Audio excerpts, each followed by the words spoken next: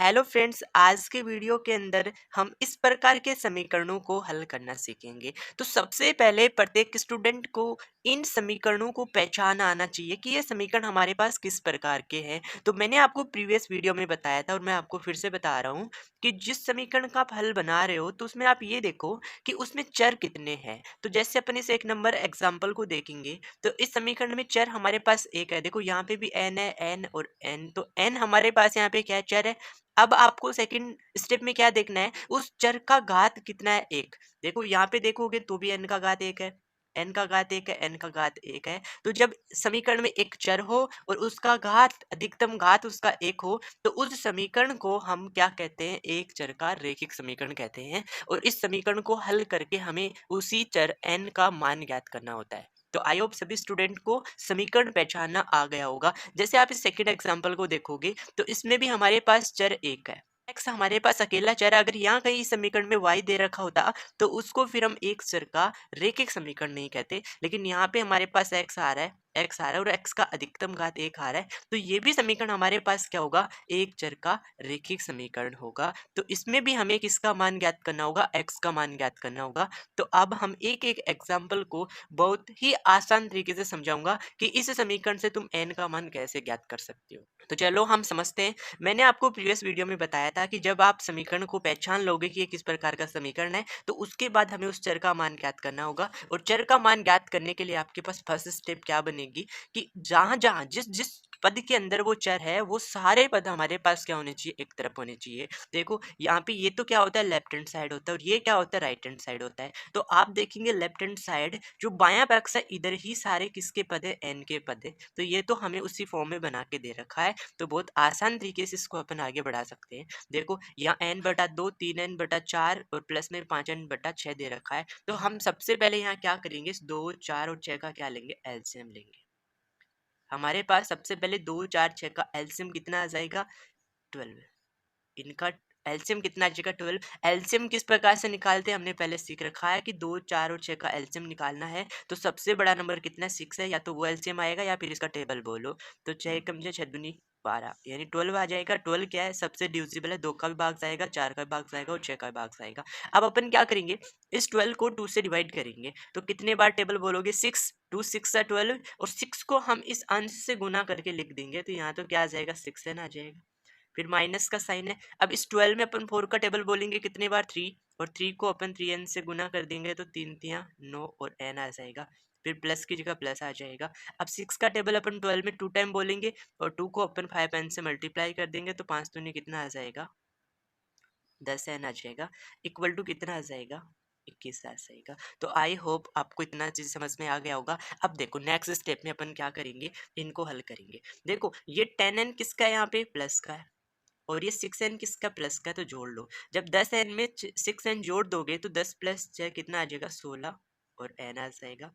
फिर बचा कितना, माइनस के 9n, और डिवाइड में क्या आ जाएगा, 12 आ जाएगा, और इक्वल टू में क्या है हमारे पास, 21 आ जाएगा। ओके, क्लियर है इतना। अब आप 16n में से 9n माइनस कर दो, तो 16 में से 9 माइनस कर देंगे तो कितना बचेगा, 7 बचेगा, और इसके साथ n ऐसा कैसा आ जाएगा, डिवाइड में क्या आ जाएगा, 12 इक्वल टू कितना आ जाएगा, 21 आ जाएगा। ओके, अब हमें n का वैल्यू फाइंड करना है, तो इसके साथ ये 12 किस में, डिवाइड में, आप इसको इधर चेंज करोगे तो मल्टीप्लाई में चला जाएगा। तो यहाँ पे हमारे पास एक बार 7n बचेगा, इक्वल टू 21 के साथ मल्टीप्लाई में क्या आ जाएगा, 12 आ जाएगा। मैंने प्रीवियस वीडियो में बताया था कि अगर इस साइड, अदर साइड जो हमारे पास कोई नंबर डिवाइड में है तो वो इस साइड कहाँ जाएगा, मल्टीप्लाई में चला जाएगा। और अगर यहाँ कोई नंबर मल्टीप्लाई में तो वो कहाँ जाएगा, डिवाइड में जाएगा। तो समझ लो, अगर एक साइड कोई नंबर प्लस का है तो अदर साइड किसका जाएगा, माइनस का, और माइनस का है तो वो किस में चला जाएगा, प्लस में कन्वर्ट हो जाएगा। अगर कोई नंबर मल्टीप्लाई में है तो अदर साइड वो किस में जाएगा, डिवाइड में, और डिवाइड में है तो वो कहाँ आ जाएगा, मल्टीप्लाई में आ जाएगा। ये आपको छोटी सी बात दिमाग में रखनी है। अब देखो हमें यहाँ से किसका मान फाइंड करना है, n का। तो यहाँ n इक्वल टू, यहाँ हमारे पास 21 इंटू कितना है, 12 है, और ये n 7 के साथ गुना में था तो 7 यहाँ क्या आ जाएगा, भाग में आ जाएगा। 7 यहाँ किस में आ जाएगा, भाग में आ जाएगा। अब 7 का टेबल एक बार बोलोगे, 7 का टेबल 3 बार बोलोगे तो 21, और यहाँ से जो हमें n का मान मिल जाएगा वो अपन 12 को किससे मल्टीप्लाई करेंगे, 3 से, तो 12 3 जा कितना आ जाएगा, 36।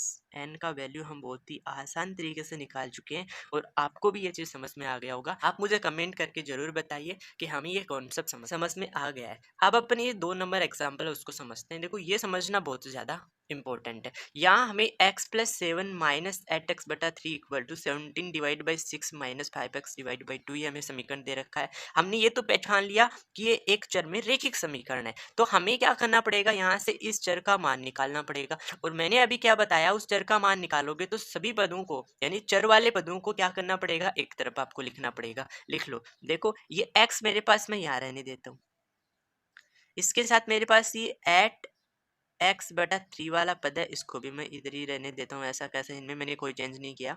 अब देखो ये 5x है, यहाँ एक x का पद था, माइनस के 5x बटा दो। इस माइनस के पद को मैं इधर लाऊंगा तो प्लस का बन जाएगा, तो यहाँ प्लस में कितना आ जाएगा, 5x बटा कितना आ जाएगा, 2 आ जाएगा। तो मैंने इधर ओनली x के पद रखे, बाकी इक्वल टू चले जाओ। इधर ये जो 17 डिवाइड बाई 6 था, अगर वो सेम उसी तरफ पड़ा है तो आप उसके चिन्ह में कोई चेंज नहीं करेंगे, तो ये तो मैंने ऐसा कैसे लिख दिया। अब मेरे पास इधर ये प्लस का 7 था, उसको मुझे इधर नहीं लिखना क्योंकि यहाँ मैंने ओनली x के पद लिए, तो इस प्लस के 7 को हम इधर ट्रांसफर कर देंगे, तो प्लस का 7 है तो इधर किस में आ जाएगा, माइनस में आ जाएगा। ओके, तो आपको किस प्रकार से चेंज, मैंने किस प्रकार से चेंज किया आपको समझ में आ गया होगा। अब आगे ध्यान दो, अब हमें क्या करना है, इधर एलसीएम ले लो। 1 3 और 2 का अपन एलसीएम ले लेंगे तो कितना आ जाएगा, 6 आ जाएगा। 1 3 2 का एलसीएम लेंगे तो 6 आ जाएगा। 6 को हम 1 से डिवाइड करेंगे, 6 को x से मल्टीप्लाई कर देंगे तो यहाँ पे 6x आ जाएगा। फिर माइनस है, माइनस। अब 6 को हम इस हर 3 से डिवाइड करेंगे 2, और 2 को मल्टीप्लाई कर देंगे 8x से, तो 8 दूनी 16x आ जाएगा। फिर प्लस की जगह प्लस आ जाएगा, और 2 का भाग देंगे अपन 6 में 3 बार, और 3 से गुना कर देंगे 5 को, तो 5 3 15x आ जाएगा।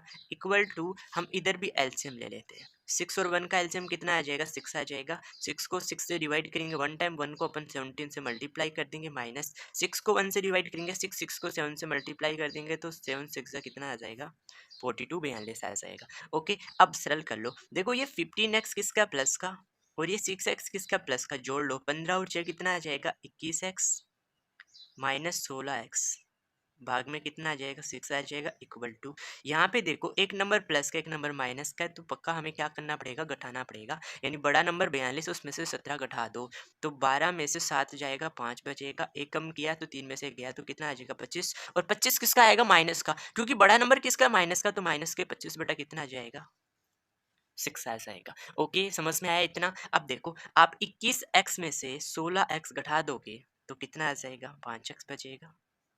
डिवाइड में 6 इक्वल टू कितना आ जाएगा, माइनस के 25 बटा 6 आ जाएगा। अब मैं आपको बता दूं, अगर लेफ्ट हैंड साइड और राइट हैंड साइड की डिवाइड में या मल्टीप्लाई में समान नंबर हो तो आप उनको क्या कर सकते हैं, कैंसिल आउट कर सकते हैं। यहाँ ये 6 है और यहाँ ये 6 है, क्या हो जाएगा, कट जाएगा, क्योंकि ये भी कहाँ है डिवाइड में और ये भी कहाँ डिवाइड में, इसलिए हम इसको कैंसिल कर सकते हैं। तो बचा क्या, 5x बराबर माइनस का 25, क्या बचा, 5x बराबर कितना आएगा, माइनस का 25। हमें यहाँ से किसका मान निकालना है, x का मान निकालना है, तो माइनस के 25 में भाग चला जाएगा 5 का, क्योंकि 5 इधर था गुना में, तो इधर आ जाएगा भाग के अंदर। और 5 का पढ़ा 5 एकम 5, और 5 का पढ़ा 5 बार बोलेंगे तो कितना आ जाएगा, 25।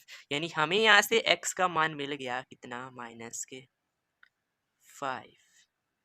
तो सभी स्टूडेंट्स को समझ में आ गया होगा कि जब हमें इस प्रकार के रेखिक समीकरण मिल जाए तो उनमें वो जो चर है उस चर का मान आप किस प्रकार से ज्ञात करेंगे। बहुत ही आसान तरीके से मैंने आपको हर एक कॉन्सेप्ट को समझाने की कोशिश की है, हर एक स्टेप को समझाने की कोशिश की है। अगर आपको ये समझ में आ गया तो आप मुझे कमेंट करके ज़रूर बताना। Okay, thank you for watching video.